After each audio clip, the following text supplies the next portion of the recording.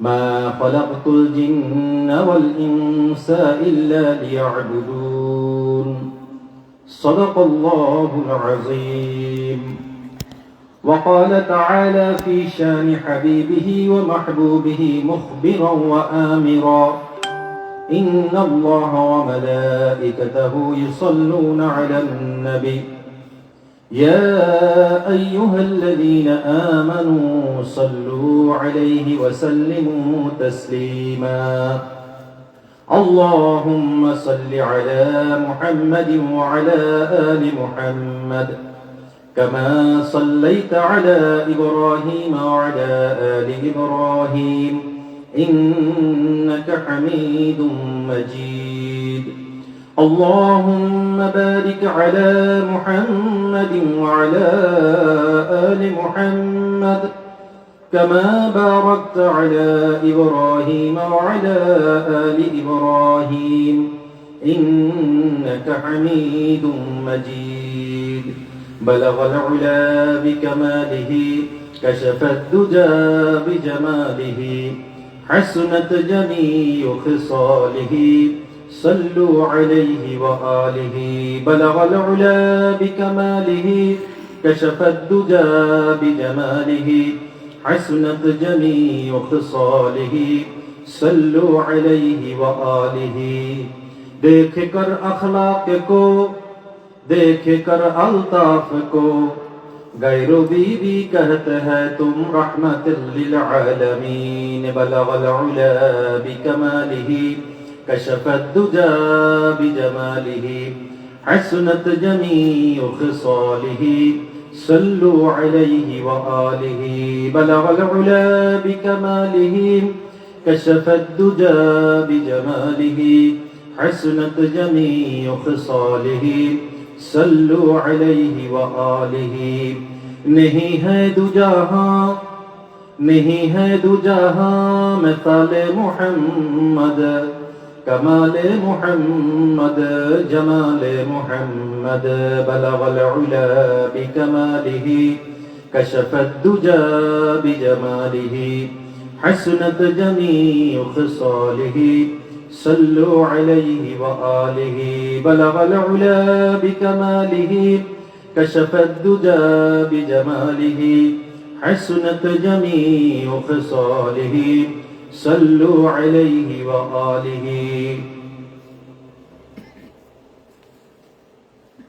মলমল গতিপাড়া ঈদগাহ মাঠের মুসল্লি ও এলাকাবাসীর উদ্যোগে সপ্তম বার্ষিক ওয়াজ ও দোয়ার মাহফিলের সম্মানিত সভাপতি উপস্থিত হযরত উলামায়ে কেরাম এলাকার মুরব্বিয়ানে ইজাম যুবক ভাইয়েরা পর্দার অন্তরালের মা ও বোনেরা আল্লাহ রাব্বুল আলামিনের অশেষ মেহেরবানি যে আল্লাহ রাব্বুল আলামিন আমাদেরকে দ্বীনের কিছু কথা বলার জন্য শোনার জন্য আল্লাহ এবং আল্লাহ রাসূল সাল্লাল্লাহু আলাইহি ওয়াসাল্লামের কিছু কথা বলার জন্য শোনার জন্য কোরআন হাদিসের কিছু কথা বলার জন্য শোনার জন্য আমাদেরকে এখানে আসার বসার একত্রিত হওয়ার তৌফিক দান করেছেন কালেমাতুশ শুকর আদায় করি আলহামদুলিল্লাহ। শীতের রাত্রে কষ্ট একটু হয় এটা বুঝি আমরা, আসলে কষ্টটা আমাদের নাই, কষ্ট হইলো আপনাদের। কেন আপনাদের কষ্ট? আমরা তো একটু পরে পরে চেঞ্জ হই, একজন কথা বলে 1 ঘন্টা, তারপর আরেকজন আসে, একজন কথা বলে আরেকজন আসে। আপনারা তো চেঞ্জ হন না, আপনারা সবাই আগের জনই। এই জন্য আমাদের তুলনায় আপনাদের কষ্ট বেশি, আমরা বুঝি। আরবিতে একটা কথা আছে, আল আতায়া আলা কদরিল বালায়া, মুসিবত কষ্ট অনুযায়ী আল্লাহর পুরস্কার। যেই পরিমাণ যে কষ্ট করবে আল্লাহ তার এই পরিমাণ পুরস্কার দিবে। আমি এটা আপনাদের এখানে না, সব জায়গায় বলি, আপনাদের এখানেও বলতেছি। মাগরিবের পরের থেকে এক ক্লাসের শহীদ যেই মুসল্লি বসে আছে এখানে, ওনার ফায়দা আমার থেকে বেশি। আমি তো একজনের কথা বলতেছি, 1-1.5 ঘন্টা কথা বলে চলে যাবো, উনি একমাত্র আল্লাহর জন্য এখানে কিছু দিবে বলেন। বিভিন্ন জায়গায় মিটিং টিটিং, ওইখানে গেলে কিছু বিরিয়ানি টিরিয়ানি আছে, কিছু বুঝেন তো, এগুলা আছে, এখানে আছে এরকম। এরপরেও কষ্ট করে যারা বসে আছে একেবারে শুরু থেকে এই পর্যন্ত, ওনারা আমাদের থেকে বেশি ফায়দা পাবে ইনশাআল্লাহ, আমাদের থেকে বেশি নেকি পাবে না। আমরা তো একজন 1 ঘন্টা বলছি চলে গেছি, আপনি টানা 3 ঘন্টা 4 ঘন্টা শুনতেছেন, আপনার কষ্ট বেশি হইছে, আল্লাহ আপনাকে নেকিও বেশি দিবেন। এখানে শুধু একটু কথা, সেটা হলো মনোযোগ সহকারে কথাগুলো শোনা। অমনোযোগিতার সহিত পৃথিবীর সবচেয়ে দামি কথা শুনলো, এটা দিলের মধ্যে কোনো প্রভাব ফেলে না, এটা কোনো আসর করে না। আর মনোযোগের সহিত যদি সাধারণ কথা শুনে, এই কথাটা তার দিলের মধ্যে আসর করে। এই জন্য আমরা যদি মনে কষ্ট না পান বলি আর কি, আমাদের মূল সমস্যা কি, আমরা অনেক মাহফিল শুনি, অনেক আলোচনা শুনি। জুমার মসজিদে প্রতি বছর 52টা সপ্তাহে আলোচনা হয়। ইংরেজি মাসের ইংরেজি হিসাবে 1 বছরে 52টা সপ্তাহ, 52টা জুমা পাই আমরা।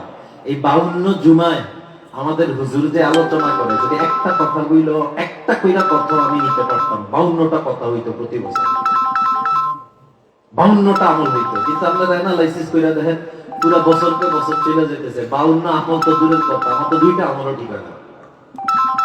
এটার কারণ কি? মনোযোগের সমস্যা। মনোযোগ দিয়ে শুনি, সামান্য কথা দেখবেন দিলের মধ্যে আসর করবে। আর যদি মনোযোগ না থাকে, অনেক দামি কথা বলছে, বাট আমার কোনো ফায়দা হবে না।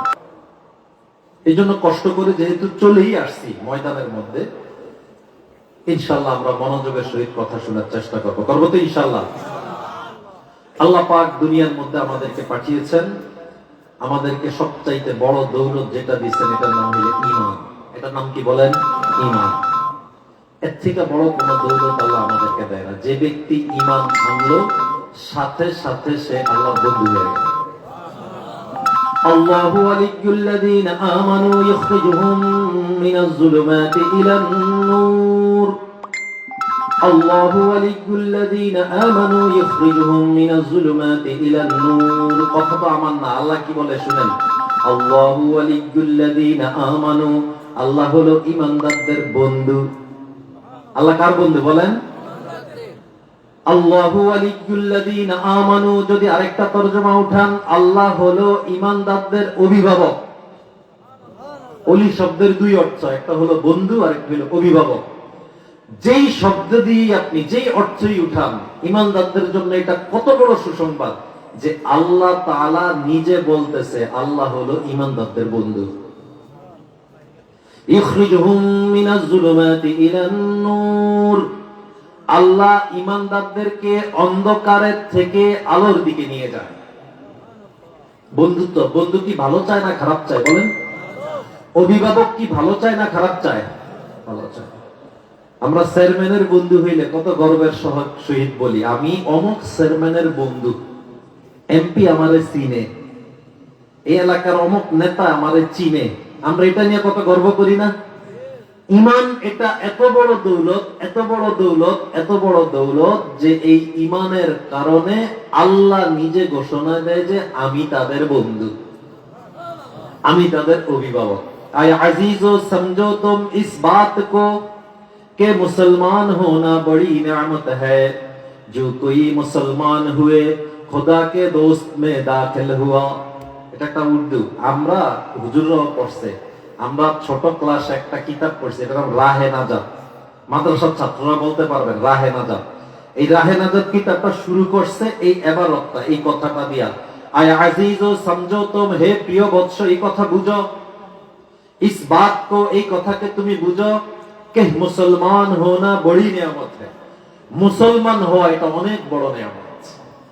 जो कोई मुसलमान हुए खुदा के दोस्त में दाखिल हुआ, যেই মুসলমান হইল আল্লাহ রাব্বুল আলামিনের বন্ধুর মধ্যে অন্তর্ভুক্ত হয়ে গেল। এজন্য বলেন এটা কি খুশির খবর না বেজার হওয়ার খবর? দুনিয়ার মধ্যে ঈমানের থেকে দামি কোনো জিনিস নাই। আল্লাহ আমাকে ঈমান দিছে, এর থেকে খুশির কোনো কথা নাই। দুনিয়ার সবাইরে যদি ছাড়তে হয় ঈমানের জন্য, ছেড়ে দিতে হবে। কিন্তু এই ঈমান টিকানোর জন্য, অর্থাৎ ঈমানের জন্য, আমার ঈমানের জন্য সব ছাড়তে পারি, কিন্তু কোনো কিছুর জন্য ঈমান ছাড়তে পারি না। এটা এত দামি জিনিস। আজকে আসার সময় আমাদের এই ভাইদেরকে বলতেছি, যারা একসাথে আসছি, মানে কিচ্ছা না, এটা বুঝার জন্য বলতেছি যে দূরে সফরে গেলে বুঝে আসে যে আল্লাহর দুনিয়া কত বড়। আল্লাহর দুনিয়া কত বড় না? সর্বনিম্ন ইমানদার যে, সহিহ বুখারীর হাদিস, একেবারে সর্বনিম্ন ইমানদার যে, আল্লাহ রাব্বুল আলামিন বলতেছেন হাদিসের মধ্যে রাসূল সাল্লাল্লাহু আলাইহি ওয়াসাল্লামের মাধ্যমে যে ওই রকম বান্দাকে আমি 10 দুনিয়ার সমান একটা জান্নাত দিব। আমরা গফরগাঁয়ের সমান না, ময়মনসিংহের সমান না, 10 দুনিয়ার সমান। দুনিয়াটা যে কত বড় এটা আপনি চিন্তাও করতে পারবেন। যেই জিনিসের বিনিময়ে আল্লাহ 10 দুনিয়ার সমান একটা জান্নাত দিবে, এই জিনিসটা কত দামি বলেন? ইমানটা আনলেই মানুষ দামি হয়, ইমান না আনলে মানুষ দামি হয় না। হযরত বেলাল হাফসী রাদিয়াল্লাহু তাআলা আনহু, এই পোস্ট, পদমর্যাদা, টাকা, ধন সম্পদ এগুলা দ্বারা দামি হয় না, দামি তো হয় হেদায়েতের দ্বারা, ইমানের দ্বারা। হযরত বেলাল হাফসী নাম শুনছেন? বেলাল রাদিয়াল্লাহু তাআলা নাম শুনছেন? নাম শুনছেন কিন্তু তার পরিচয় জানেন না। খালি নাম শুনছেন আর জানেন যে হ্যাঁ রাসূল সাল্লাল্লাহু আলাইহি ওয়াসাল্লাম একজন সাহাবী। হযরত বেলাল রাদিয়াল্লাহু তাআলা আনহুর এক নাম্বার পরিচয় হলো সাহাবী, অর্থাৎ রাসূলের সহযোগী, রাসূলের সঙ্গী। 2 নম্বর পরিচয় মসজিদে নববীর মুয়াজ্জিন। মসজিদে নববীর মুয়াজ্জিন এটা আর একটু বুঝাইতে হইব। যেখানে রাসূলুল্লাহ সাল্লাল্লাহু আলাইহি ওয়াসাল্লাম নামাজ পড়াইছেন, ইমাম রাসূলের পিছনে যিনি দাঁড়িয়ে ইকামত দিবেন উনি হইলেন বেলাল রাদিয়াল্লাহু তাআলা। দামটা কত কম, এটা চারটিখানি ব্যাপার। আল্লাহর নবী ইমাম, যিনি ইকামত দিচ্ছেন উনি হইল বেলাল। কিন্তু হেদায়েত পাওয়ার আগে, দ্বীন আনার আগে তার অবস্থা কি? ঈমান আর হেদায়েতের কারণে মানুষ কেমন দামি হয় এটা বুঝাচ্ছি। উনি ছিল একজন গোলাম। আমার কথা বুঝতেছেন? ভাষার মধ্যে ডিফারেন্স হতে পারে, তবে কথা না বুঝলে আমার বললেন। বুঝা যাচ্ছে তো? বেলাল রাদিয়াল্লাহু তাআলা আনহু ছিল একজন গোলাম। গোলাম আর চাকর এক না। আমরা অনেকে এখানে ভুল বুঝবো। আমাদের বাসায় চাকর থাকে, আমাদের অফিসে চাকর থাকে, এরা হইল টাইম টু টাইম ডিউটি করে। টাইম টু টাইম বুঝেন? 8 ঘন্টা, 10 ঘন্টা, 12 ঘন্টা ডিউটি করে, এটা হইল চাকর। আর গোলাম যে হয় তার কোনো টাইম নাই, 24 ঘন্টাই সে মালিকের কথার জন্য দাঁড়িয়ে থাকতে হবে। বুঝেন? গোলাম আর চাকরে আকাশ পাতাল ডিফারেন্স। গোলামের নিজের কোনো স্বাধীনতা নাই, মালিক যা বলবে তাই। হযরত বেলাল হাফসী রাদিয়াল্লাহু তাআলা ছিল গোলাম। আরো ছিল হাবশার মানুষ। হাবশার মানুষ একটু বর্ণনা দিই। হাবশার মানুষ হইল কুচকুচে কালো। কুচকুচে কালো কেমন কুচকুচে? এই বাংলাদেশে এরকম কোন কালো মানুষই নেই। এখানে কেউ বিদেশ গেছেন এরকম কেউ আসেননি? বিদেশ গেছেন, সৌদি বা বিভিন্ন দেশে গেছেন, কেউ আসেন? এটা হাত তোলেন। আমার লাগবে আর কি, আমরা কাজে লাগবে। আপনার সৌদি যে গেছেন, সৌদির মধ্যে কিছু কালো মানুষ দেখছেননি? নিগ্রো কালো কৃষ্ণাঙ্গ দেখছেন? ভাই দেখছেন? দেখছেন মাশাআল্লাহ। যারা হজে গেছেন তারাও দেখছেন, ইস্তেমার মাঠেও দেখছেন মাশাআল্লাহ। এই যে যারা তবলিগের সময় লাগে ইস্তেমার ময়দানও আছে। এমন কালো, এদের চোখের ভিতরে সাদা অংশ দাঁত ছাড়া কিছু দেখা যায় না। এরকম কালো বাংলাদেশে নেই। এদেরকে বলা হয় নিগ্রো, এদেরকে বলা হয় কৃষ্ণাঙ্গ। এই হাবশার মানুষ হলো কৃষ্ণাঙ্গ। হাবশা হলো বর্তমান পৃথিবীর মধ্যে আফ্রিকার যেই দেশ ইথিওপিয়া, এই দেশটা কি আমাদের ইসলামের ইতিহাসে হাবশা নামে চিনে। এটা হলো আফ্রিকার একটা দেশ, সব কালো। এই কালো দেশের মানুষ হযরত বেলাল হাফসী রাদিয়াল্লাহু তাআলা আনহু, এক তো কালো আর এক গোলাম, ঠোঁটগুলো এত মোটা মোটা। ইসলাম গ্রহণ করছে, ঈমান আনছে, হেদায়েতের উপরে চলছে। আল্লাহর নবী সাল্লাল্লাহু আলাইহি ওয়াসাল্লাম মেরাজ থেকে আয়েশা বলে, বেলাল কি এমন আমল করো জান্নাতের মধ্যে তোমার পায়ের আওয়াজ পাইছি। সুবহানাল্লাহ। কে বলতেছে? আল্লাহর নবী সাল্লাল্লাহু আলাইহি ওয়াসাল্লাম, বেলাল কি এমন আমল করো জান্নাতের মধ্যে আমি তোমার পায়ের আওয়াজ পাইছি। কোথায় ইথিওপিয়ার মানুষ, আরব থেকে আফ্রিকা কত দূরে, কালো মানুষ, গোলাম মানুষ, কিন্তু ঈমান যখন আনছে আল্লাহ রাব্বুল আলামিন সারা পৃথিবীর মধ্যে দামি মানুষ বানিয়ে দিয়েছে। এটা অনেক দামি জিনিস ভাই, ঈমানের থেকে দামি কোনো জিনিস নাই। পৃথিবীর সব ছাড়া যায় ঈমানের জন্য, আর ঈমানকে কোনো জিনিসের জন্য ছাড়া যায় না। আমি কথা বুঝাইতে পারছি? এই যুগেও যদি কেউ ঈমানের উপরে অটল থাকে, হেদায়েতের উপরে অটল থাকে, আমলের উপরে অটল থাকে, তার কোনো বংশমর্যাদার দরকার নাই, তার টাকা পয়সার দরকার নাই, সে এমপি মন্ত্রী হওয়ার দরকার নাই। আল্লাহ রাব্বুল আলামিন তাকে এমনি দামি বানিয়ে দেবে। ছোট্টটা উদাহরণ দিয়ে বুঝবেন। আপনাদের এলাকার যিনি বড় আলেম বুজুর্গ মানুষ, ওনাকেও আপনারা সম্মান করেন, সালাম দেন, চেয়ারম্যান মেম্বার দেন, দুইটার মধ্যে পার্থক্য আসেনি? আসেনি? আসেনি? বলেন। চেয়ারম্যান মেম্বার এমপি রে সালাম দেন কি জন্য? না দিলে ভেজাল আছে, না দিলে কি আছে? ভেজাল আছে, হয়তো পরে একটা ভেজাল কইয়া ফেলবে। এই জন্য হুদে অনেকে নেতা একজনকে দেখলে ইন্ডিয়া ওদিক দেখ, মানে একদিনে ভাড়া না, এরা 2000 বার সালাম দেয় এমপির নজরে পড়ার জন্য। কিন্তু একজন আলেমকে যখন সালাম দিছেন, এই ধরনের কোন জিনিস মনে আছে? দিল থেকে শ্রদ্ধার সহিত দিছেন। ভাই কথা ঠিক না? ভাই ঠিক বলেন। এখানেই আল্লাহ তার দাম বাড়িয়ে দিছে যে ইমানের উপরে থাকবে, ইলমের উপরে থাকবে, আমলের উপরে থাকবে, আল্লাহ রাব্বুল আলামিন তার দাম বাড়ায়। বেলাল রাদিয়াল্লাহু তাআলা যেই আমলের কারণে জান্নাতে পায়ে আওয়াজ পাইছে, আমলটাও বইলা দিই যাতে আমাদের যাদের সুযোগ হয়, আমাদের যাদের সামর্থ্য হয় আমলটা করতে পারে। সে আমলটা হইল রাসূল সাল্লাল্লাহু আলাইহি ওয়াসাল্লাম জিজ্ঞাসা, বেলাল কি এমন আমল করো? সহিহ মুসলিমের riwayat, বেলাল রাদিয়াল্লাহু তাআলা বলতেছে, ইয়া রাসূলুল্লাহ, স্পেশাল তো কোনো আমল নাই, সবাই যা করে সচরাচর আমিও তাই করি। হ্যাঁ, ব্যতিক্রম একটা জিনিস আছে, আমার যখন উজু ভেঙে যায়, যে কোনো টাইমে উজু ভেঙে যায়, আমি সাথে সাথে উজু করি, উজু করার পরে 2 রাকাত নামাজ পড়ি। কি বলছি বলেন? যখনই উজু ভেঙে যায় উজু করি, উজু করার পরে 2 রাকাত নামাজ পড়ি। এই আমলের কারণে জান্নাতের মধ্যে স্পেশাল ভাবে তার পায়ের আওয়াজ পাওয়া গেছে। যাদের সম্ভব হয় আমরা ইনশাল্লাহ আমলটা করবো তো ইনশাল্লাহ। এই একটা আমল শিখলাম। এখানে মাঝখানে একটা কথা বলি, মাহফিলে আসার উদ্দেশ্য কি? কিছু শিখা। বলেন কি? কিছু শিখা। এটা এমন না যে এখানে মজা লাগবে, মজার জন্য মাহফিল। ভাই বলেন, আমরা এই যে যারা আছি, আমরা কোনো মাদ্রাসায় পড়তে পারি না, স্পেশাল ভাবে কোনো মাদ্রাসায় ক্লাস করতে পারি না, প্রতি বছর 2-4টা মাহফিলে যাই, এটা আমার ক্লাস। এখান থেকে সবক নিব, নিয়ে সারা বছর আমল করবো ইনশাআল্লাহ। ঠিক আছে তো ভাই? ইনশাআল্লাহ ঠিক আছে তো? আমার আজকের আলোচনার বিষয় কি আমি আপনাদেরকে একটু বলে দিই, তাহলে আপনাদের জন্য সুযোগ হবে, একবারে সহজ হবে বোঝার জন্য, শুরুতে শেষ পর্যন্ত।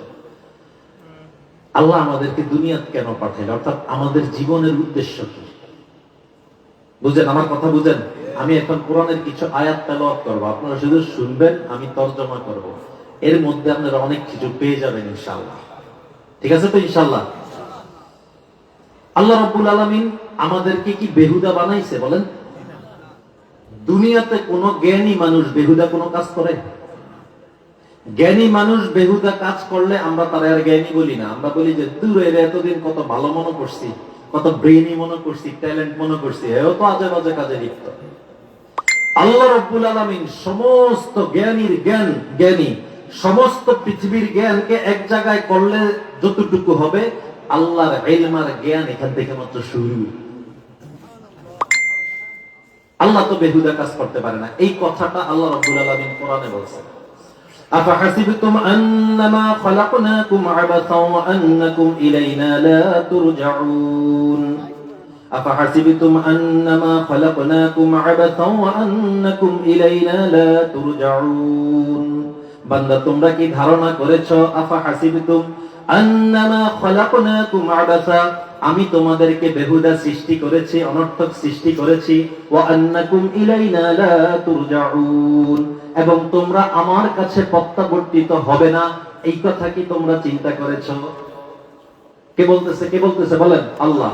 আমার কথার দিকে মনোযোগ না থাকলে তো আগার কিছু পাইবেন না। এই কথাটা বলে কে? আল্লাহ। আল্লাহ কি বলে? তোমরা কি ধারণা করছো আমি তোমাদেরকে অনর্থক বানাইছি, আমার কাছে ফিরে আসতে হবে না?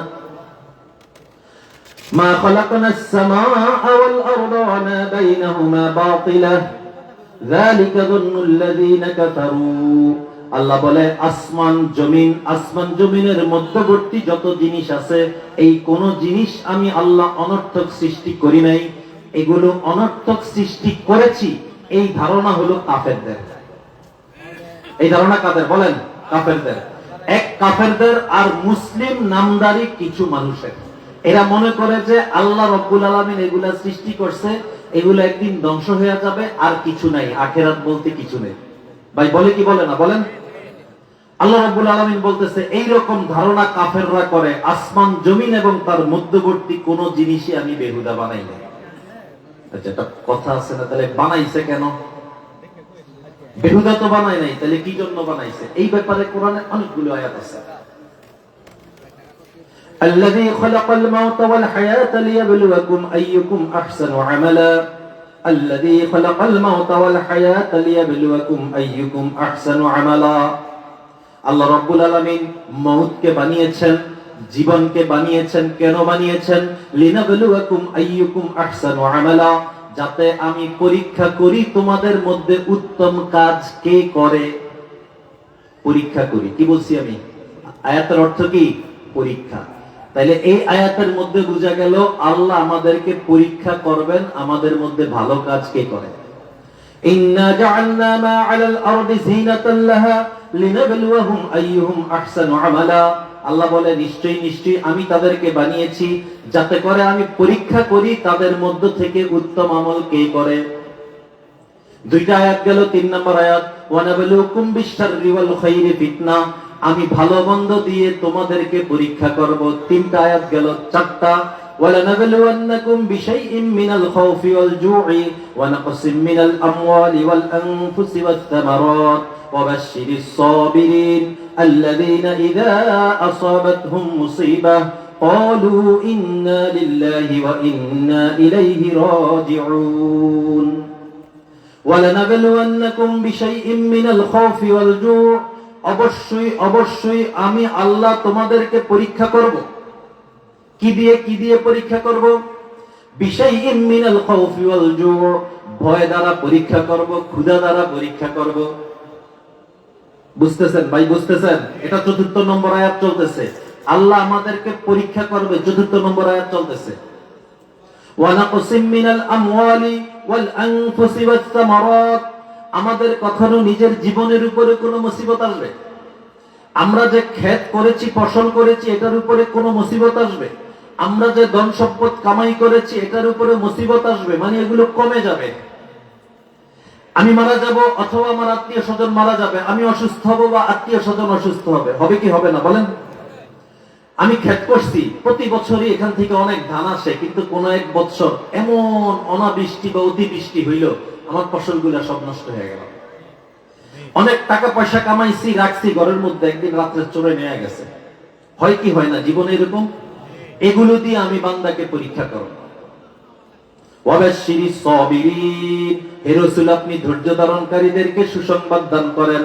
আল্লাযীনা ইযা আসাবাতহুম মুসিবাহ ক্বালু ইন্না লিল্লাহি ওয়া ইন্না ইলাইহি রাজিউন, ওই সমস্ত সবরকারী ধৈর্য ধারণকারীদেরকে আপনি সুসংবাদ দান করেন যখনই তাদের নিকট কোনো মুসিবত আসে তারা কি বলে? ইন্না লিল্লাহি ওয়া ইন্না ইলাইহি রাজিউন। এটা হলো মানুষ মরার দোয়া, ঠিক না? মানুষ মরার দোয়া। আমরা এখানে একটা জিনিস ভুল জানি বা ভুল বুঝি, আমরা ইন্না লিল্লাহি ওয়া ইন্না ইলাইহি রাজিউন, এটা মানুষ মরার দোয়া না, যে কোনো মুসিবতের দোয়া। একেবারে ছোট থেকে একটা ছোট মুসিবত, এটার জন্য এই দোয়া। বড় থেকে বড় কোন মুসিবত, এটার জন্য এই দোয়া। এই জন্য মানুষ নিকট আত্মীয় বা মানুষ মারা গেলে আমরা এটাকে মুসিবত মনে করি, দেখে এই দোয়া পড়ি। কোরআনের নির্দেশ হইল যখনই মুসিবত আসে তখনই এই দোয়া। আজকের থেকে মনে থাকবো তো ইনশাআল্লাহ। আমাদের অনেক ভাই আছে, ছোটখাটো কোনো বিপদ আসলে কেউ যদি ইন্না লিল্লাহ পড়ে, কই কি ইন্না লিল্লাহ পড়ছস, কেউ মারা গেছে নাকি? না। ইযা আসাবাতহুম মুসিবা ক্বালু ইন্না লিল্লাহি ওয়া ইন্না ইলাইহি রাজিউন।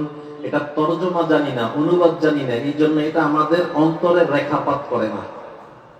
ইন্না লিল্লাহি, নিশ্চয়ই নিশ্চয়ই আমরা আল্লাহর জন্য, ওয়া ইন্না ইলাইহি রাজিউন, নিশ্চয়ই নিশ্চয়ই আমরা আল্লাহর দিকে প্রত্যাবর্তিত হব। বুঝতেন? কথা বুঝতেছেন? এটার অর্থ হইল এটা, যখনই কোনো মুসিবত আসবে তখনই এটা চিন্তা করতে হবে, এটা দিছে কে? আল্লাহ। আমি কার জন্য? আল্লাহর জন্য। এটা নিয়ে তো পেরেশানি করার কিছু নাই, আমি আবার আল্লাহর কাছে চলে যেতে হবে। 4টা আয়াতের মধ্যে আল্লাহ বলছেন পরীক্ষা করবেন, 2 আয়াতের মধ্যে আল্লাহ বলছেন কি পরীক্ষা করব? উত্তম আমল কে করে। এবার কোরআনের একটা আয়াত বলবো যে আয়াতের মধ্যে চূড়ান্ত ভাবে আল্লাহ জানিয়ে দিবেন, একেবারে চূড়ান্ত ভাবে আল্লাহ জানিয়ে দিবেন যে আসলে আল্লাহ আমাদেরকে কি পরীক্ষা করবেন।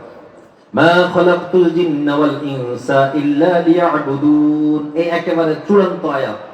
মা খালাকতুল জিন্না ওয়াল ইনসা ইল্লা লিয়াবুদুন, আমি জিন এবং মানুষকে বানিয়েছি শুধুমাত্র আমার ইবাদতের জন্য। বুঝতেছেন কথা? এখানে আরেকটা আয়াত মাঝখান দিয়ে শুনেন, আরেকটা জিনিস ক্লিয়ার হবে। হুয়াল্লাযী খালাকা লাকুম মা ফিল আরদি জামিআ, আল্লাহ বলেন আমি দুনিয়াতে যা কিছু বানাইছি সব মানুষের উপকারের জন্য। বুঝেন, যা বানাইছে আল্লাহ সব কাদের উপকারে বানাইছে বলেন? আমাদের। সাপ বিচ্ছু যেগুলাকে আমরা অনুপকারী মনে করি, সাপ বিচ্ছু পায়খানার মধ্যে ময়লার মধ্যে যে কীড়া, এগুলা সব আমাদের উপকারের জন্য আল্লাহ বানাইছে। আপনারা কইবেন হুজুর, আপনাকে হুজুরের কোনো কাজ নাই, যত বেহুদা কথা এগুলো আপনারা কইবেন। সাপে মানুষের দেখলে কামড় দেয়, আর হ্যাঁ কয় সাপ বলে উপকারের জন্য বানাইছে। এখানে যারা শিক্ষিত আছেন এখন আর এটা বোঝানোর কিছু নাই। সাপটা এখন কি প্রসেসিং, যদি বিজ্ঞান সামনে না গাইতো অনেক জিনিস আপনাদেরকে বুঝাইতে কষ্ট হইতো। সাপের যেই বিষ, এটা দ্বারা পৃথিবীর অনেক উন্নত মানের অ্যান্টিবায়োটিক ওষুধ বানানো হয়। জানেন এটা? জানেন সাপের যেই বিষ, এটা দ্বারা অনেক গুরুত্বপূর্ণ স্যালাইন বানানো হয়, যেটা অনেক বড় বড় রোগের জন্য মানুষের শরীরে পুশ করে। জানেন কি জানেন না আমি জানি না। সাপের চামড়া এখন বিজ্ঞান এই জায়গায় গেছে, সাপের চামড়া দিয়ে অনেক উন্নত মানের ব্যাগ জুতা তৈরি করে। ওই যে ধারণা আমাদের ছিল সাপ আমার কি উপকার করে, আল্লাহ বলছেন দুনিয়ার সবার ধারণা ভুল, আমার রব যেটা বলছে এটা রাইট। হুয়াল্লাযী খালাকা লাকুম মা ফিল আরদি জামিআ, সমস্ত কিছুকে বানাইছি তোমাদের উপকারের জন্য। মানুষ আমি তোমাদের উপকারের জন্য সমস্ত কিছু বানাইছি, তোমাদেরকে বানাইছি আমার ইবাদতের জন্য। দুই জিনিস বুঝেন, দুই জিনিস খুব বুঝার জিনিস। সব বানাইছে আল্লাহ রাব্বুল আলামিন মানুষের জন্য, মানুষকে বানাইছে আল্লাহর জন্য। সুবহানাল্লাহ। সব বানাইছে মানুষের জন্য, মানুষকে বানাইছে রবের জন্য। মনে থাকবে কথা? এই কথাটা এভাবে মনে রাখবো, যা কিছু বানাইছে সব আমাদের জন্য, আমাদেরকে বানাইছে আল্লাহর জন্য। এখানে আলেম ওলামা আছেন, একটা কিতাবের নাম আছে হায়াতুল হায়ওয়ান, নাম শুনছেন? অনেক আলেমরা তো নাম শুনছেন, আমাদের সাধারণ ভাইরা নাম শুনতে পারেন। হায়াতুল হায়ওয়ান কিতাবের মধ্যে একটা চমৎকার ঘটনা আসছে। সবকিছু মানুষের জন্য উপকারের জন্য বানাইছে, এটা কেমন কথা? পূর্ব যুগের এক লোক হায়াতুল হায়ওয়ান কিতাবের মধ্যে লেখে, এটা শুনলেই বুঝবেন যে আল্লাহ কেমন উপকারের জন্য বানাইছে। পূর্ব যুগের এক লোক পায়খানা করতে গেছে। আজ থেকে 20 বছর আগে আমরা যেই টয়লেট সাজছি, ওইখানে কোনো স্যানিটারি ল্যাট্রিন ছিল না। কথা বুঝে না এরা? এই সুন্দর সিস্টেম ছিল, কমেট ছিল, এরপরে টাঙ্কি করা ছিল। পায়খানা যেটা করতাম এটা নিজেরা দেখতাম, এই যে যাইতেছে যে এটা দেখতাম। হয়েছে কি হয় নাই? এখন না পৃথিবী উন্নত হয়েছে, এক সময় এরকমই ছিল। আমাদের বাচ্চা তারা যারা দেখছে, তো একজন মানুষ এরকম টয়লেট সাথে গিয়ে নিচে নজর দিয়ে দেখে ময়লার মধ্যে কিড়া ঘুরতেছে। ময়লার কিড়া দেখছেন ভাই? এখন উনি মনে মনে ধারণা করছে যে খালি হুজুররা বলে, ওলামায়ে কেরামের কাছে শুনছি সবকিছু আল্লাহ আমাদের উপকারের জন্য বানাইছে, এটারে বানাইছে কি দেখে আসছেনি? তার মনে একটা দ্বিধাদ্বন্দ্ব আসছে, যেরকম আমাদেরও আসে। এই লোকের কিছুদিন পরে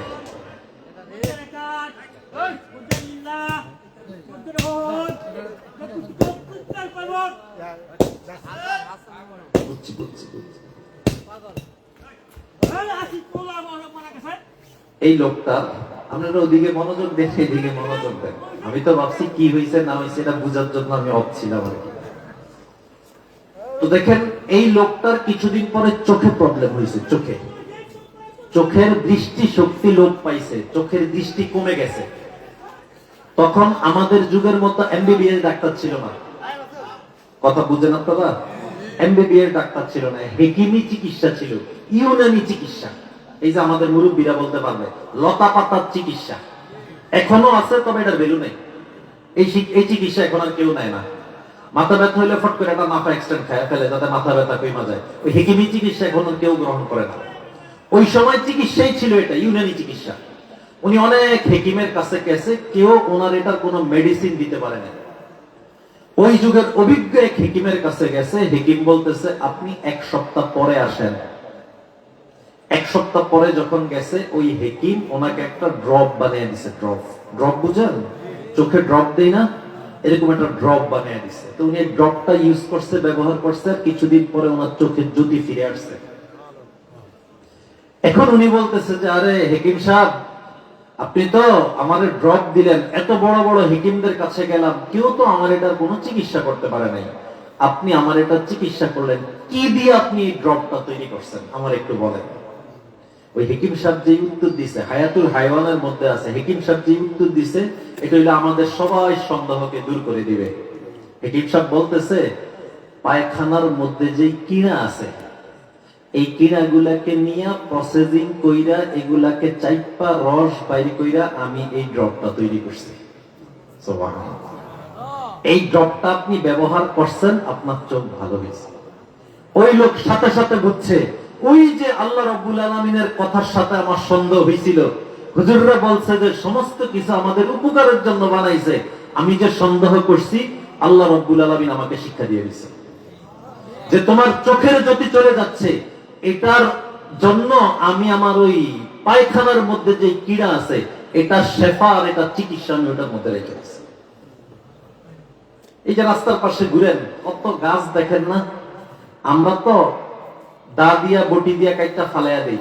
হেকিমদেরকে এখানে আনেন, তার নজর এসে প্রত্যেকটা দেখে উপকারী গাছ, কয় ভাই এটা ফালায়েন না, এটাতে কাজ আছে, এটা ফালায়েন না, এটাতে কাজ আছে। আমার বাড়ির পাশে একজন হেকিম আছে, অনেক বড় হেকিম, ইন্ডিয়াতে পড়ালেখা করছে। ওনাদের একটা তিব্বিয়া কলেজ আছে আমাদের চাঁদপুর শহরে, ইউনানি তিব্বিয়া কলেজ।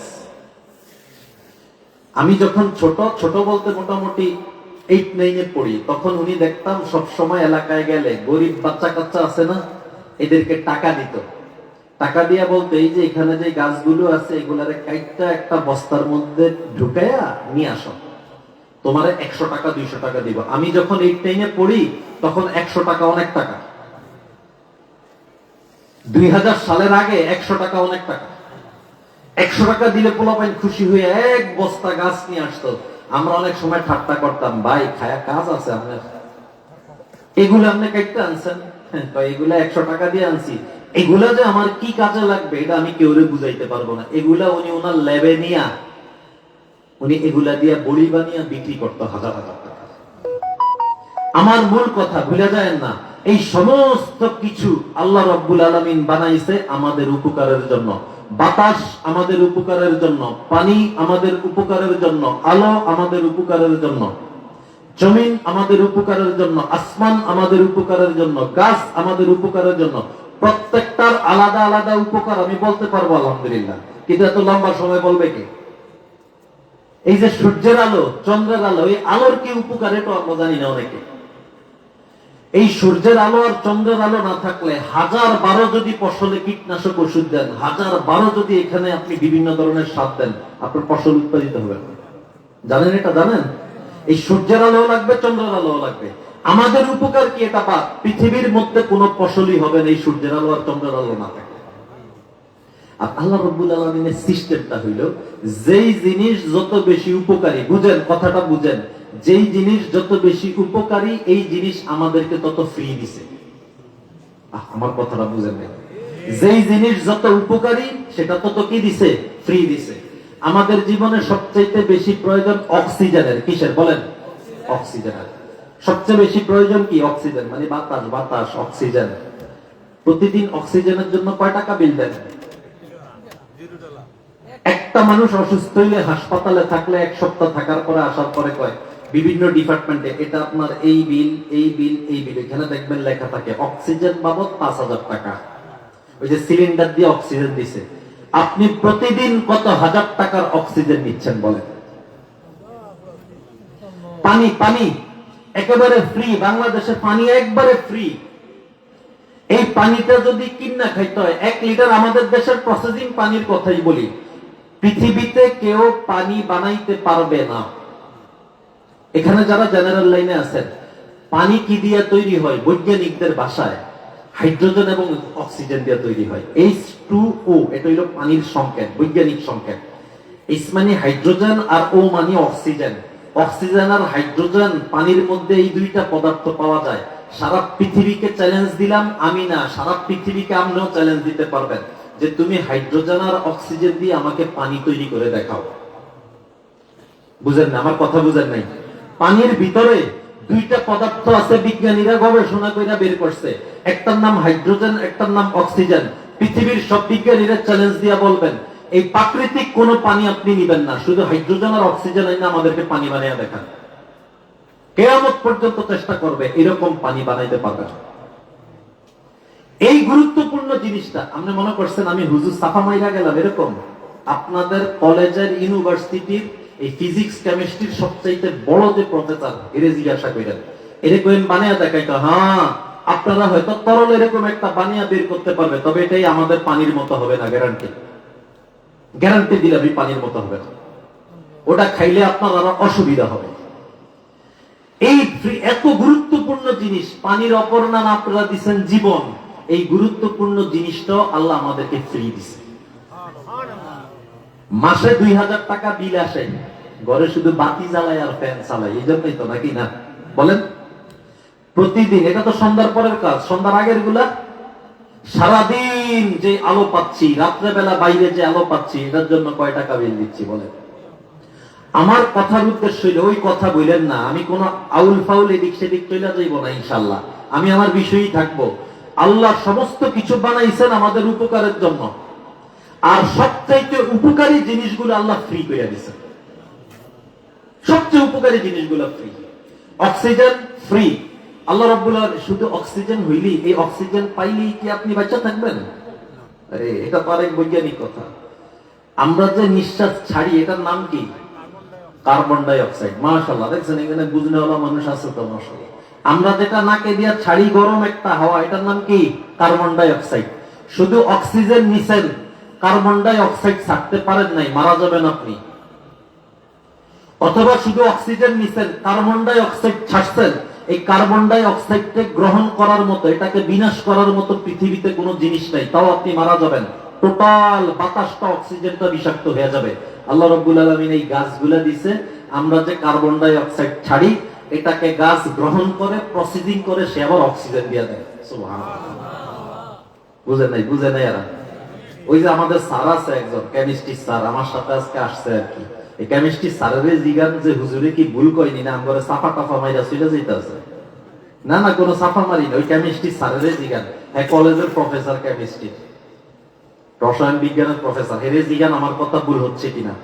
এই যে অক্সিজেন নিচ্ছি, এটা এই গাছ আমাদেরকে সাপ্লাই করতেছে।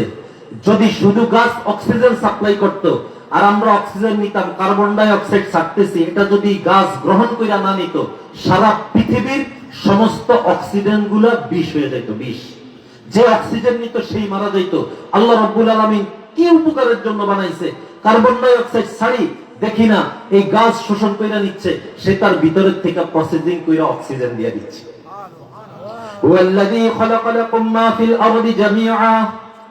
আমি সমস্ত কিছু তোমাদের উপকারের জন্য বানাইছি বান্দা। এবার শুনো, তোমাকে কেন বানাইছি? মা খালাকতুল জিন্না ওয়াল ইনসা ইল্লা লিয়াবুদুন। আমি বানাইছি, মানুষকে বানাইছি আমার ইবাদতের জন্য। দুইটা কথা বুঝেন। এক নাম্বার কথা, একটা হইল আমাদের জীবনের মাকসাদ। আমার বিষয় ছিল আমাদের জীবনের উদ্দেশ্য কি। আজকে অনেকের বয়স 40 হইছে, 50 হইছে, 60 হইছে, 70 হইছে, এখন পর্যন্ত আমি জানি না আমার জীবনের উদ্দেশ্য কি। বুঝেন? রাগ করেন না, আমার কথাতে রাগ করেন না। এখন পর্যন্ত কোনোদিন আমি এটা নিয়ে ফিকিরই করি নাই, চিন্তাই করি নাই আমার জীবনের উদ্দেশ্য কি। কোনোদিন এটা নিয়ে আমি কোন ধরনের ক্লাসও করি নাই, আমার জীবনের উদ্দেশ্য কি। আল্লাহ কি আমাকে বেহুদা বানাইছে? আমি কি গরু ছাগল যে যেরকম ইচ্ছে এরকম করব? না না, আমাকে বানাইছে, জীবনের একটা উদ্দেশ্য আছে। কেউ কোনোদিন গবেষণা করি নাই। এই আয়াতের মধ্যে আল্লাহ জীবনের উদ্দেশ্য বাতায়া দিছে। আমাদের জীবনের উদ্দেশ্য হইল ইবাদত। বলেন, আমাদের জীবনের উদ্দেশ্য কি? ইবাদত। মুসলমানের জীবনের মাকসাদ, উদ্দেশ্য হইল ইবাদত। আর বাকি যত কাজ দেখেন, বিয়ে করা, ঘর সংসার করা, ক্ষেত করা, চাকরি করা, ব্যবসা করা, এই সবগুলো হইল জরুরত। এগুলা কি বলেন? জরুরত। বুঝেন? কথা বুঝেন? আজকে অন্তত এই কথাটা বুঝে যান। একজন মুমিন মুসলমানের জীবনের উদ্দেশ্য হইল ইবাদত, আর তার অন্য যত কাজ আছে এগুলো হইল জরুরত, প্রয়োজন।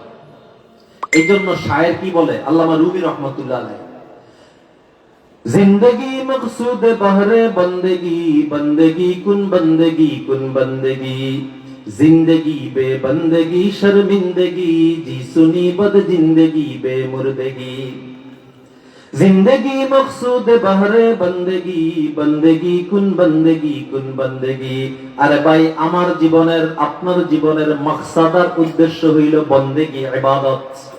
বন্দেগি কুন বন্দেগি, কুন বন্দেগি, ইবাদত করো, ইবাদত করো, ইবাদত করো। जिंदगी बे बंदगी शर्मिंदगी, जी सुनी बद जिंदगी बे मुर्दगी। ইবাদত ব্যতীত যে জীবন, এটা হলো একটা লজ্জার জিনিস। এরকম লজ্জার জীবন থেকে মরে যাওয়া অনেক ভালো। একটা লোক নামাজ পড়ে না, এটা তার জীবনের মাকসাদ, সে লজ্জায় মরে যাওয়া উচিত। একটা লোক রোজা রাখে না, সে যদি এলাকার মন্ত্রীও হয়, তার লজ্জায় ফাঁসি দিয়ে মরে যাওয়া উচিত। কারণ তাকে আল্লাহ যেই উদ্দেশ্যে বানাইছে সেই উদ্দেশ্যের উপর এখন সে নাই। যেটা উদ্দেশ্যের জন্য বানাইছে এটা কামনা লাগলে রাহেনে দাম নেই। কথা বুঝে নেই। ঘরে হিটার কিনছেন পানি গরম করণের লাই, হিটারে আর পানি গরম মানে লাতি দিয়ে ফালাই দিবেন না ভাই, না হিটারে তারা আরো প্লাস্টিক দিয়ে মনে রাখবেন। আপনি পানি গরম করে দিতে অসুবিধা নাই, আপনি আমার খুব দামি জিনিস আসে, এটা ডাস্টবিনে পলাইবেন। মাকসাদ হলো বন্দেগি। এই জন্য শায়ের বলে, যার জিন্দেগিতে বন্দেগি নাই তার জীবন হইল লজ্জার জিনিস। এরকম লজ্জার থেকে তার মরে যাওয়া ভালো।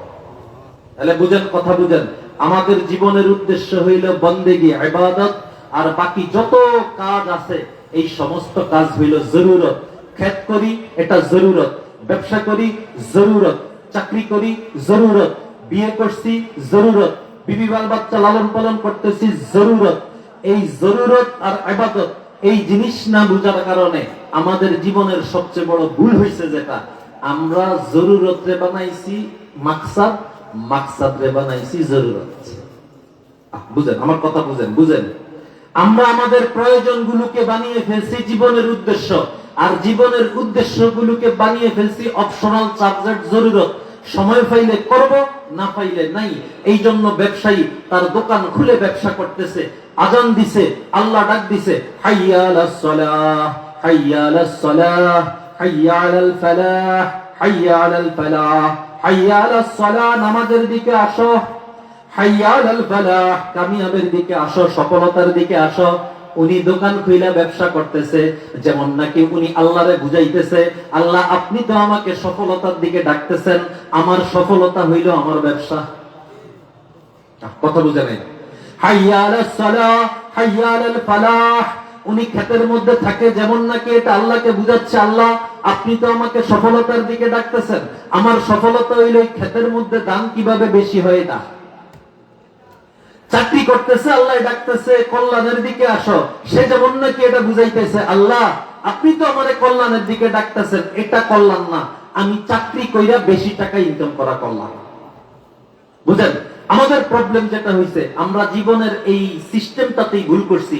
যেটা ছিল মাকসাদ, উদ্দেশ্য, এটা কি বানাইছি জরুরত। আর যেটা ছিল আমাদের জরুরত, এটাকে বানাইছি মাকসাদ। এই জন্য অনেক মানুষ দেখবেন এই কথা বলে, ভাই কামের লাই নামাজ পড়ার টাইম পাই না। ভাই বলে কি বলে না, বলেন ভাই কাজের জন্য নামাজ পড়ার টাইম পাই না, আমি এত ব্যস্ত। আপনি তারা জিজ্ঞাসা করেন, এই নামাজ পড়ছো, জোহর নামাজ পড়ছো? ভাই আজকে এত কাম, এত ব্যস্ততা, জোহর নামাজটা পড়তে পারি না। অবস্থাটা হইল এরকম, এই জোহরের নামাজ আমার অপশনাল সাবজেক্ট, এটা একটা প্রয়োজন। প্রয়োজন কখনো পূরণ হয়, কখনো পূরণ হয় না, কিন্তু মাকসাদ কখনো পূরণ হয়, পূরণ হয় না, এরকম হইতে পারবে না। মাকসাদ যেটা, এটা 24 ঘন্টা এটার প্রতি সজাগ থাকতে হবে। জরুরত যেটা, এটা কখনো বাড়বে, কখনো কমবে, কখনো কম আসবে, কখনো বেশি আসবে। আমি ছোট্ট একটা উদাহরণ দিয়ে বুঝাই। আজ থেকে 30 বছর আগে এই ইলেকট্রিসিটি ছিল না, বিদ্যুৎ ছিল না, ওইটা আমাদের তখন জরুরত ছিল না। আমরা কফি আর হারিকেন জ্বালিয়ে চলছি। যুগের কারণে, সময়ের কারণে মানুষের জরুরত পরিবর্তন হয়, আর যুগের কারণে, সময়ের কারণে মানুষের জরুরত বাড়ে, কমে। এই ইলেকট্রিসিটি এক সময় ছিল না, এটা আমাদের প্রয়োজনও ছিল না, এখন আসছে, এটা আমাদের জরুরত, এটা ছাড়া আমরা চলতে পারি না। ভাই হয়েছে কি হয় না বলেন? কিন্তু মাকসাদ 1450 বছর আগে যে মানুষ জন্মগ্রহণ করছে, তার মাকসাদ ছিল আল্লাহর ইবাদত। 500 বছর আগে যে জন্মগ্রহণ করছে তারও মাকসাদ আল্লাহর ইবাদত। এখন যে দুনিয়াতে আছে তারও জীবনের মাকসাদ আল্লাহর ইবাদত। কিয়ামত পর্যন্ত যত মানুষ আসবে তারও জিন্দেগির মাকসাদ আল্লাহর ইবাদত। এটাতে কখনো পরিবর্তন হবে না, জরুরতে পরিবর্তন হবে। আমরা যে ভুলটা করছি, দেখেন একটু নরমাল জিনিস বুঝেন, আমাদেরকে বানাইছে আমাদের মালিককে, বলেন আল্লাহ। আমরা আমাদের জরুরতের কারণে মালিককে ভুলে গেছি। খাওয়া, ঘুমানো, বাচ্চা কাচ্চা লালন পালন করা, এদের দেখাশোনা করা, নিরাপত্তা দেওয়া, আমরা প্রত্যেকটা লোক এখন আমাদের জীবনের উদ্দেশ্য বানাইছি। এটা বুঝলেন? আমার কথাটা কিন্তু বুঝেন ভাই, আমার কথাটা বুঝেন। শীতের দিন আমি অনেক রাত্রে কোনো ওয়াজ করবো না, এটা আমার অভ্যাস নাই। আমি খুব দ্রুতই ছেড়ে দিব, আপনাকে টেনশন করার কিছু নাই। আমি অনেক রাত্রে ওয়াজ করবো না, আমার কথাটাকে একটু বুঝেন। এত দূরের থেকে আসছি, আমি কি বুঝাইতে চাইছি একটু বুঝেন। খাওয়া, ঘুমানো, বাচ্চা কাচ্চা প্রসব করা, বাচ্চা কাচ্চা লালন পালন করা, বাচ্চা কাচ্চার নিরাপত্তা দেওয়া, এটা যদি মানুষের জীবনের উদ্দেশ্য হয়, মানুষের মধ্যে আর কুকুরের মধ্যে কোনো ডিফারেন্স নাই। এটা যদি মানুষের জীবনের উদ্দেশ্য হয়, মানুষের মধ্যে বাঘের মধ্যে কোনো ডিফারেন্স নাই। এটা যদি মানুষের জীবনের উদ্দেশ্য হয়, মানুষের মধ্যে সাপের মধ্যে কোনো ডিফারেন্স নাই। এটা যদি মানুষের জীবনের উদ্দেশ্য হয়, মানুষের মধ্যে গরুর মধ্যে কোনো ডিফারেন্স নাই। এটা যদি মানুষের জীবনের উদ্দেশ্য হয়, মানুষের মধ্যে আর মুরগির মধ্যে কোনো ডিফারেন্স নাই। বুঝেন কথা, বুঝেন? আপনারা আমার কথা বুঝেন। একটা গরু, তার বাচ্চাটা যখন তার কাছে আসে, যারা গরু লালন পালন করে, দুধ খেতে চাইলে খাওয়াই দেয়। আপনার খাওয়া কি হয় না? অন্য আরেকটা ডিহা বা অন্য একটা গরুর বাছুর যখন আসে, সে কি অত সহজে খাওয়ায়? একটা মুরগি, আমি দুই একটা উদাহরণ দিই, একটা প্রাণীর একটা উদাহরণ দিই, খালি ব্রেনে ঢুকান। মুরগি বাচ্চা কাচ্চা নিয়ে, গ্রামের মানুষ বুঝবেন, বাচ্চা কাচ্চা নিয়ে বের হইছে, উপরে সিল আসছে, সিল। মুরগির কি রাডার আল্লাহ দিয়ে দিছে, সিলটা আসার সাথে সাথে সে বুঝে ফেলছে যে আমার শত্রু চলে আসছে। তার বাচ্চাদেরকে কিভাবে সিকিউরিটি দেয় দেখেন। প্রথমে একটা ডাক দিয়ে বাচ্চাগুলোরে পাখনার নিচে নিয়ে আসে। আমি জানি না, যদি এতটুকু সুযোগ পায় বাচ্চাগুলোরে নিয়ে একদিকে চলে যায়, এতটুকু সুযোগ না পাইলে বাচ্চাটারে ডাক দিয়ে আসতে তার পাখার নিচে নিয়ে আসে, এইভাবে বসে থাকে যাতে ওই সিল তাকে আক্রমণ করতে না পারে। ঠিক ঠিক না বলেন? একটা কুকুর তার 4-5টা বাচ্চা ওই জঙ্গলের মধ্যে বাচ্চাগুলো প্রসব করে ওইখানে রাইখা দিছে। এই কুকুর কোথাও খাইছে, বাচ্চার জন্য আবার খানা নিয়ে আইছে। ভাই হয় কি হয় না বলেন? বিষাক্ত সাপ সে নিজে কোথাও যায়, তার বাচ্চার জন্য নিয়ে আসে। একটা পাখি অন্য জায়গা থেকে খানা তার বাচ্চার মুখে দেয়। যদি খাওয়া, ঘুমানো, গরুও খায়, গরুও ঘুমায়, গরুও বাচ্চা প্রসব করে, গরুও তার বাচ্চা লালন পালনের ফিকির করে। কুকুর খায়, কুকুর ঘুমায়, কুকুরে তার বাচ্চা প্রসব করছে। এদের খাওয়ার জন্য, রিজিকের জন্য কষ্ট করতেছে। যদি খাওয়া, ঘুমানো, বাচ্চা প্রসব করা আর এই এদের নিরাপত্তা দেওয়া, এটাই যদি কাজ হয়, মানুষের মধ্যে আর গরুর মধ্যে কোনো ডিফারেন্স নেই। মানুষের মধ্যে আর জানোয়ারের মধ্যে ডিফারেন্স হইলে এটা আল্লাহ তারা কোনো আল্লাহর ইবাদত করে না, কিন্তু আল্লাহর বান্দা মানুষ আল্লাহর ইবাদত করে। কথা কি বুঝে আসছে? আমরা ভাই আমাদের জিন্দেগি কোন দিকে চালাচ্ছি? আমরা কি কুকুর থেকেও নিকৃষ্ট হয়ে গেলাম ভাই? আমরা কি কুকুর থেকেও নিকৃষ্ট হয়ে গেলাম? একটা কুকুর দেখেন, আপনি এই জিনিসটা বুঝেন। আপনি একটা কুকুর লালন পালন করছেন, রাত্রে 3টা বাজে উঠে ডাক দিচ্ছেন টমি। মানুষ কুকুরের নাম এটাই বেশি রাখে, টমি রাখে, টাইগার রাখে, রাখে না অনেকে? রাত্রে 3টা বাজে উঠা আপনি শুধু ডাক দিচ্ছেন টমি, কুকুরটা লাফ দিয়ে আপনার সামনে আইসা গেউ গেউ শুরু করে দিছে, মালিকে ডাক দিচ্ছে।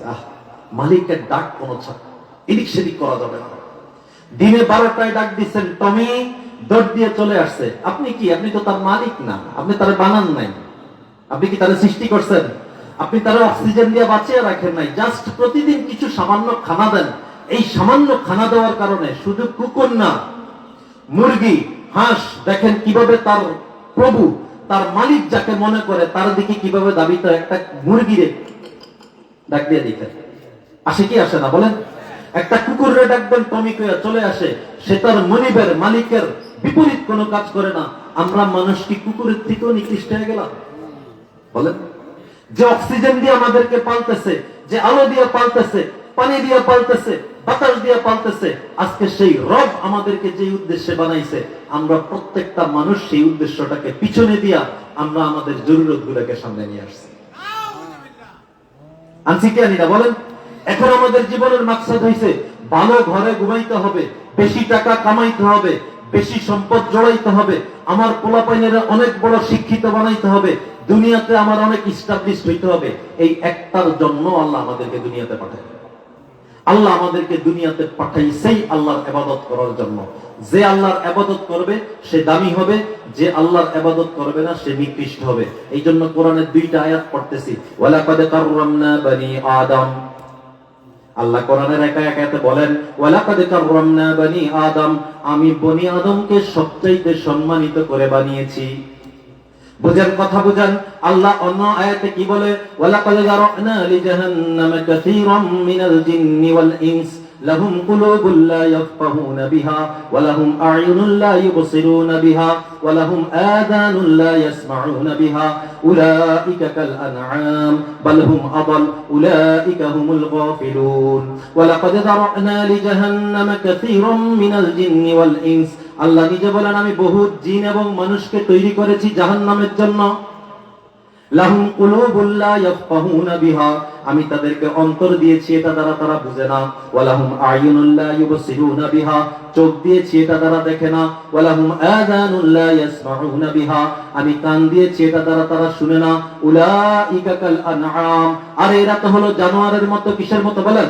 জানোয়ারের মতো। বাল হুম আদাল, এরা জানোয়ারের মতো না, এরা জানোয়ারের থেকেও নিকৃষ্ট। বুঝেন, কথা বুঝেন।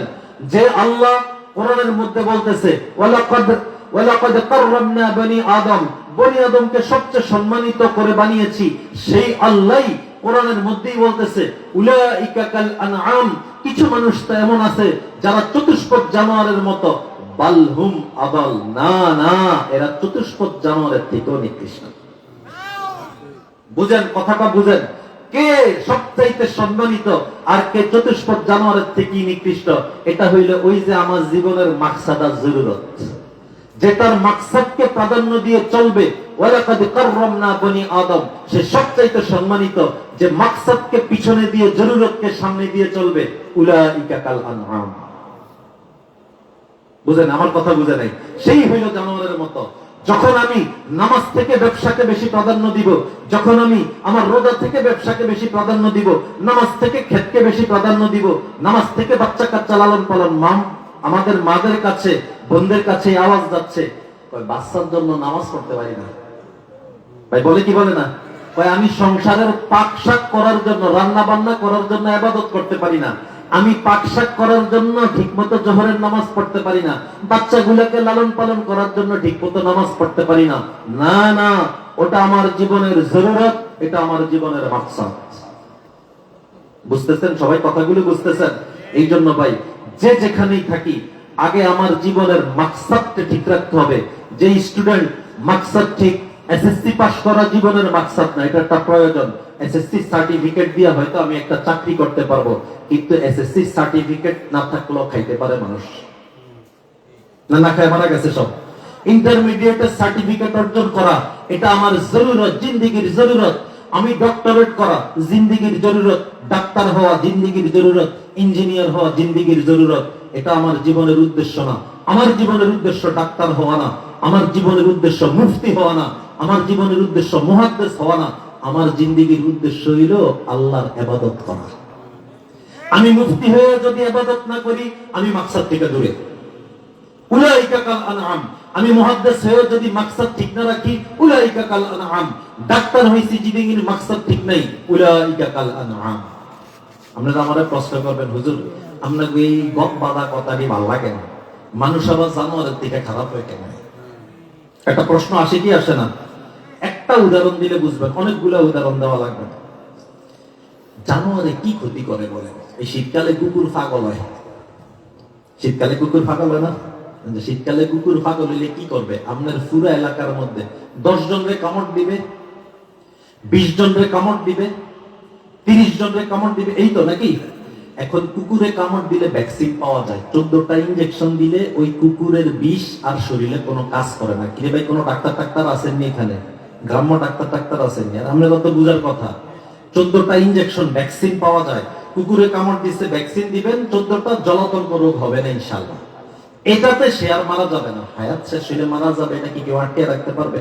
অর্থাৎ এই রোগে তার আর ক্ষতি করবে না। তাহলে একটা কুকুরে কামড় দিলে আমার কিছু টাকার ক্ষতি হইতে পারে, 14টা ভ্যাকসিন কিনতে কিছু টাকা লাগতে পারে, কিন্তু আমার জীবনের কোনো ক্ষতি নাই, অন্য কোনো ক্ষতি নাই। বুঝেন কথা, বুঝেন? কিন্তু মানুষে কামড় দিলে মরে যাবে। হয়তো কেবল যে হুজুর মানুষ আবার কামড় দেয়, মানুষে তো মুখ দিয়ে কামড় দিবে না, মানুষে কলম দিয়ে কামড় দিবে। মানুষে মুখ দিয়ে কামড় দিবে না, এটা দিয়ে কামড় দিবে। 20,000 কোটি টাকা পাচার কইরা বিদেশে পাঠিয়ে দিবে, 20,000 মানুষের হক সে নষ্ট করলো। বুঝেন আমার কথা, বুঝেন নাই? 20,000 কোটি টাকা যখন এখান থেকে আপনি অন্য জায়গায় পাঠিয়ে দিলেন, এই 20,000 কোটি টাকা কার? এই 20,000 কোটি টাকা দিয়ে 20,000 মানুষের কর্মসংস্থান হইতো, 20,000 মানুষ চলাফেরা করতে পারত। আপনি 20,000 মানুষের কর্মসংস্থান আর চলাফেরাকে পঙ্গু করে দিন। বুঝলেন কথা, বুঝলেন? একটা ক্ষুধার্ত বাঘ ছাগলের পালের মধ্যে ছাড়েন, হরিণের পালের মধ্যে ছাড়েন, যতক্ষণ ক্ষুধা আছে ততক্ষণ খাবে, ক্ষুধা শেষ সে খাবে না, ওখান থেকে চলে আসবে। যারা মুরব্বীরা জানেন বাঘ সম্পর্কে তারা আমার সাথে একটু বললেন, বাঘের খিদা শেষ হইলে আর কারো উপরে হামলা করে না, সে আবার একবারে বনের বুজুর্গের মতো এক জায়গায় বসে থাকে, একবারে আল্লাহর ওলির মতো বসে থাকবে। আবার যখন খিদা লাগবে আবার হামলা করবে। মানুষের কন্ডিশন কি বলেন? একজন মানুষ তার পেট বইরা গেলেই কি অফ হয়ে যায়? বলেন অফ হয়ে যায়? একজন মানুষ শুধু তার খিদা, তার পেটের খিদা গেলে সে বন্ধ হয় না, বরং হাজারো মানুষের হক নষ্ট করার জন্য প্রতিযোগিতা দেয়। একজন ডিসি যদি মাকসাদের উপরে থাকে, তার দ্বারা সমস্ত ডিস্ট্রিক্টের মানুষ উপকার পাবে, আর একজন ডিসি যদি মাকসাদ থেকে সরে যায়, হাজারো মানুষের ক্ষতি করবে। বুঝেন কথা, বুঝেন? একজন এমপি যদি তার মাকসাদের উপরে থাকে, তাহলে তার দ্বারা শত শত হাজার হাজার মানুষ উপকৃত হবে। যদি এই মাকসাদ থেকে সে জরুরতটাকে মাকসাদ বানিয়ে ফেলে, এই একজন এমপির দ্বারা হাজার মানুষের জিন্দেগি নষ্ট হবে। একটা বাঘে মারে 10টা হরিণ, একজন মানুষে মারে হাজার মানুষ। একটা কুকুরে কামড় দেয় 30 জন মানুষকে, একজন মানুষে কামড় দেয় 1 লক্ষ মানুষকে। বুঝেন নাই? আমেরিকা দেখেন না ভাই, আমেরিকার প্রেসিডেন্ট গুলা নষ্ট হওয়ার কারণে বিশ্বের বিভিন্ন দেশে লক্ষ লক্ষ মানুষকে মেরে ফেলতেছে। ভাই মানে কি মারে না বলেন? এটা কোন কুকুরে মারতেছে না, এটা কোন হরিণে মারতেছে না, এটা কোন বাঘে মারতেছে না, মানুষে মানুষকে মারতেছে। উলাইকা কাল আনআম বাল হুম আদাল। এরা জানোয়ারের থেকেও খারাপ, জানোয়ারের মতো কয় না, না এরা জানোয়ারের থেকেও নিকৃষ্ট। তাহলে আমার এই টোটাল কথাটার মূল মাকসাদ হইল, আমাদের জীবনের উদ্দেশ্য হইল রবের বন্দেগী, আমাদের বান্দার উদ্দেশ্য হইল বন্দেগী, বান্দার উদ্দেশ্য হইল বন্দেগী, বাকি যা আছে সব হইল জরুরত। এখন প্রশ্ন হইল, আল্লাহ তো বলছে যে আমাদেরকে তার ইবাদতের জন্যই বানাইছে, তাহলে আমরা খাওয়া, ঘুম, পায়খানা করা এগুলোর কি হবে? একজন আল্লাহর বান্দা যখন তার মাকসাদকে ঠিক রাখবে, এই অনুযায়ী চলবে, তার খাওয়া তার জন্য ইবাদত, তার ঘুম তার জন্য ইবাদত, তার টয়লেটে যাওয়া তার জন্য ইবাদত, তার গোসল তার জন্য ইবাদত। বুঝেন? একটু বুঝাই। একজন মানুষ সে সুন্নত তরিকায় টয়লেটে ঢুকছে, অর্থাৎ ঢোকার আগে আল্লাহুম্মা ইন্নী আউযু বিকা মিনাল খুবুসি ওয়াল খাবাইস, বাম পায়ে টয়লেটে ঢুকছে, টয়লেট সারছে, ঢিলাকুলুপ ব্যবহার করছে, ডান পায়ে বের হইছে, বের হয়ে দোয়া পড়ছে, গুফরানাকা আলহামদুলিল্লাহিল্লাযী আযহাবা আন্নিল আযা ওয়া আফানি, এই দোয়াটা পড়ছে। উলামায়ে কেরাম লেখে, এই যতক্ষণ পর্যন্ত টয়লেটের মধ্যে ছিল ততক্ষণ পর্যন্ত তার নামে জিকিরের নেকি লেখা হয়েছে। একজন মানুষ ঘুমায়, একজন মুমিনের ঘুম ইবাদত। কখন? সে উজুর সহিত ঘুমাইছে, ঘুমের আগে দোয়া পড়ছে, আল্লাহুম্মা বিসমিকা আমুতু ওয়া আহইয়া, এই কয়ে সে ঘুমাইছে, ডান কাঁধে ঘুমাইছে। রাতে কাঁধ পরিবর্তন হইতে পারে, একটা মানুষ কি এক কাঁধে সারা রাত ঘুমাইতে পারে? হয়তো চিত হবে বা বাম কাঁধে যাবে, হইতে পারে, কিন্তু ঘুমানোর সময় ডাইন কাঁধে ঘুমাইছে। সে রাত্রে 7 ঘন্টা ঘুমাইছে, 8 ঘন্টা ঘুমাইছে, ঘুমের পরে উঠে সে দোয়া পড়ছে। ঘুমের পরে উঠে সে কি পড়ছে? দোয়া পড়ছে, আলহামদুলিল্লাহিল্লাযী আহইয়ানা বা'দামা আমাতানা ওয়া ইলাইহিন নুশুর। সুবহানাল্লাহ। এই দোয়াগুলোর অর্থ জানি না আমরা। আলহামদুলিল্লাহিল্লাযী আহইয়ানা বা'দা মা আমাতানা ওয়া ইলাইহিন নুশুর। এই দোয়াটা যখন পড়লো, ঘুমের সময় দোয়া, ঘুমের শেষে দোয়া, মাঝখানে ডাইন কাঁধে শুইছে, যত ঘুরুকার যাই করত পরে, এই পুরা ঘুমের টাইমটা তার ইবাদতের মধ্যে লেখা আছে। সুবহানাল্লাহ। আল্লাহ যেরকম আমাকে বানাইছে, মাকসাদে দিছে ইবাদত, আল্লাহ আমার পুরা 24 ঘন্টার জিন্দেগি ইবাদত করার সিস্টেম দিয়ে দিছে। একজন লোক ফজরের পরে ফজর নামাজ পড়ে হালাল ইনকামের জন্য বের হইছে, টাইম টু টাইম নামাজ পড়ছে, কারো উপরে জুলুম করে নাই, কারো সাথে মিথ্যা বলে নাই, অন্যায় কোনো কাজ করে নাই, হারাম ভাবে ইনকাম করে নাই, যতটুকু পারছে টুকটাক নিজে কামায়া খাইছে। এই পুরা দিন একেবারে ফজরের থেকে নিয়ে আসা পর্যন্ত তার জীবন এভাবে গেছে, টাইম টু টাইম নামাজ, কোনো জুলুম নাই, মিথ্যা নাই। উলামায়ে কেরাম লেখে এই ফজর থেকে আসা পর্যন্ত এই পুরা দিনই তার ইবাদতের মধ্যে লেখা আছে। আর কি গুণ দিব আল্লাহ বলে? আমাদের মূল সমস্যা যেটা, সেটা হইল আমরা আজ পর্যন্ত মাকসাদও বুঝি নাই, জরুরতও বুঝি নাই। এই গোসলটা প্রতিদিন টয়লেটে যাই, কিন্তু আমার টয়লেটে যাওয়া আর গরু ছাগলের টয়লেটে যাওয়ার মধ্যে কোনো ডিফারেন্স নেই। বুঝেন আমার কথা, বুঝেন নাই? গরু ছাগলেরও যখন ইস্তেঞ্জায় ধরে, পেশাবে ধরে, কইরা দেয়। আমগো পেশাবে দস্তে রাস্তার পাশে হাঁটুর উপরে কাপড় উড়িয়ে করে দিছে। ভাই করে কি করে না বলেন? করে কি করে না? আপনারা সবাই না, কেউ কেউ তো করে টয়লেটে। এই যে আমার সাথে তার সাথে ডিফারেন্স কি? যেই ব্যক্তি তার মাকসাদ কি, আমার মাকসাদ হইল ইবাদত, সে গোসলের সময় যায় চিন্তা করবে আল্লাহ দুনিয়াতে পাঠাইছে ইবাদতের জন্য, এই গোসল কিভাবে ইবাদত হয় আমার জানতে হবে। আল্লাহ আমাকে বানাইছে ইবাদতের জন্য, এই টয়লেট কিভাবে ইবাদত হয় আমার জানতে হবে।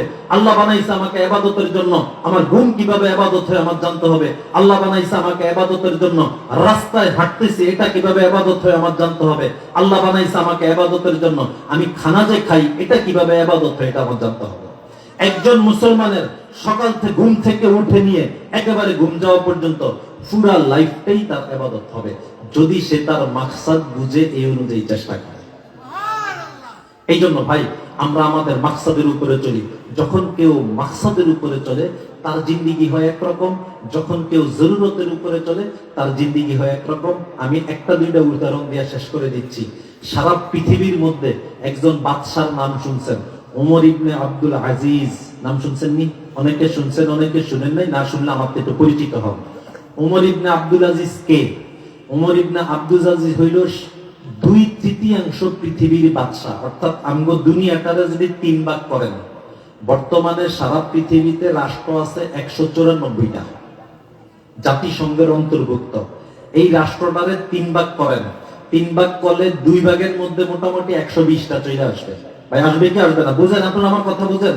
120টা বা 30টা চলে আসবে। ওমর ইবনে আব্দুল আজিজ ছিল 130টা দেশের বাদশা। কয় দেশের বলেন? 130। কিন্তু সে তার জীবনের মাকসাদ কি এটা বুঝছে। ওমর ইবনে আব্দুল আজিজ একদিন ঘরে ঢুকছে, 130টা দেশের বাদশা, আমরা বাংলাদেশের না, আমরা এক ইউনিয়নের মেম্বারের ঠেলায় এলাকায় ধ্বংসে না। কথা বুঝে না এরা। আমি বেশি কিছু বলতাম না, আপনারা আবার মাইন্ড করবেন। এই জন্য একটা ওয়ার্ডের মেম্বার এর তালা জ্বালায় থাকা যায় না, একটা ইউনিয়নের চেয়ারম্যান তার অবস্থায় থাকা যায় না। এক ইউনিয়নে 5 বছর চেয়ারম্যানি করে বলে 10 কোটি টাকার মালিক। কি রে, টাকা কি আসমান থেকে আসে? এরা আমার কথা বুঝে নেই। একটা আসনে এমপি হইয়া সে 50 কোটি টাকার মালিক। কি টাকাটা কি আসমান থেকে পড়ছে? ওই যে সে তার জীবনের মাকসাদ বুঝে নাই, সে তো হইল গরু ছাগলের মতো জিন্দেগি করছে। যে নিজের মাকসাদ বুঝে সে তো আলাপাত কাররাম না বনি আদম। বুঝেন আমার আগের কথা ভুলে গেছেন? না না, ওমর ইবনে আব্দুল আজিজ 130টা দেশের বাদশা ঘরের মধ্যে ঢুকছে, তার মেয়ের এই যে এভাবে বাপের সাথে কথা বলে, এভাবে কথা বলতেছে। ওমর ইবনে আব্দুল আজিজ অবাক হয়ে গেল। বাদিরে জিজ্ঞাসা করলো, কি ব্যাপার, আমার মেয়েরা আমার সাথে কথা বলার সময় মুখ ঢাইকা কথা বলতেছে কেন? বাদিরা বলতেছে, আমিরুল মুমিনিন, আজকে আমনের ঘরে কোনো তরকারি নাই, এই জন্য আমনের মেয়েরা পেঁয়াজ দিয়া ভাত খাইছে, মুখের থেকে দুর্গন্ধ যাতে আপনি না পান, এই জন্য তারা মুখ ঢাইকা কথা বলতেছে। সুবহানাল্লাহ।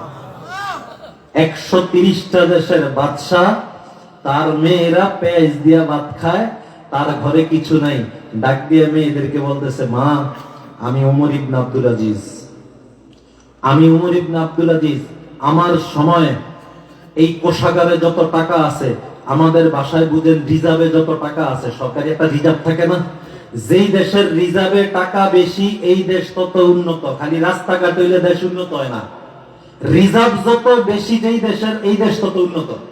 এটা জানেন? জানেন? শিক্ষিতরা জানেন, যেই দেশের রিজার্ভ বেশি এই দেশ তত উন্নত। এই যে এখন আরেকটা জিনিস বুঝার জন্য, কাতার একটা দেশ আছে না, কাতার একটা দেশে এখন সারা ওয়ার্ল্ড খুব একটা প্রাধান্য দেয়। দেখবেন কাতারের খুব একটা হেরাম, এর সঙ্গে চুক্তি ওর সঙ্গে চুক্তি, হ্যাগো এখানে বৈঠক হেরা ঠিক করে। কারণ কি জানেননি? কাতার হইল রিজার্ভের দিক থেকে এখন পৃথিবীর উচ্চ পর্যায়ের দেশ। যার সরকারি কোষাগারে বেশি টাকা আছে তার হেরাম বেশি, ওই দেশের হেরাম বেশি। ওমর ইবনে আব্দুল আজিজ বলতেছে, মা আমি ওমর ইবনে আব্দুল আজিজ, আমার এই বাদশাহীর মধ্যে কোনোদিন কোনো নাইনসাফি হয় না, কারো উপরে জুলুম হয় না, কারো উপরে অত্যাচার হয় না। আমার রিজার্ভের মধ্যে, আমার কোষাগারের মধ্যে যেই পরিমাণ টাকা আছে, ইতিহাসের মধ্যে এই পরিমাণ টাকা কারো আমলে নাই। আমি ওমর ইবনে আব্দুল আজিজ যদি চাই এখান থেকে টাকা ইন্না খরচ করতে পারি, আমাকে বাধা দেওয়ার মতো কেউ নাই। কিন্তু আমি ওমর ইবনে আব্দুল আজিজ আল্লাহর জাহান্নামের আগুনকে ভয় করি। যদি আমি জাহান্নামের আগুনকে ভয় না করতাম, আমার কোষাগারে যেই পরিমাণ টাকা আছে এগুলো দিয়ে আমি সব চাহিদা তোমাদের পূরণ করে দিতে পারতাম। অর্ধ পৃথিবী না, 2/3 পৃথিবীর বাদশা মাকসাদ ঠিক রাখছে। আমার মাকসাদ হইল রবের ইবাদত কইরা, রবকে খুশি কইরা জান্নাতে যাওয়া।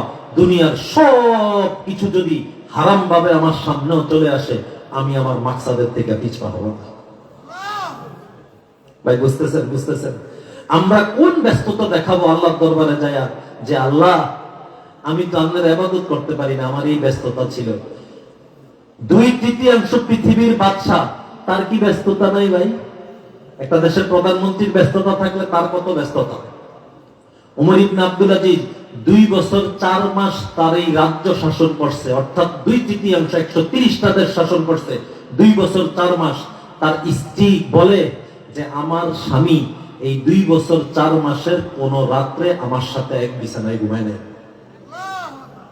এই 2 বছর 4 মাস এসার পরে জায় নামাজ বিছিয়া আল্লাহর দরবারে দাঁড়িয়ে যাইতো, নামাজ পড়তো, দোয়া করতো, আর কান্দা কান্দা বলতো, আল্লাহ আপনি ওমর ইবনে আব্দুল আজিজকে এত বড় বাদশাহী দিয়েছেন, এই বাদশাহীর মধ্যে বিন্দু মাত্র যাতে কোনো জুলুম না হয়।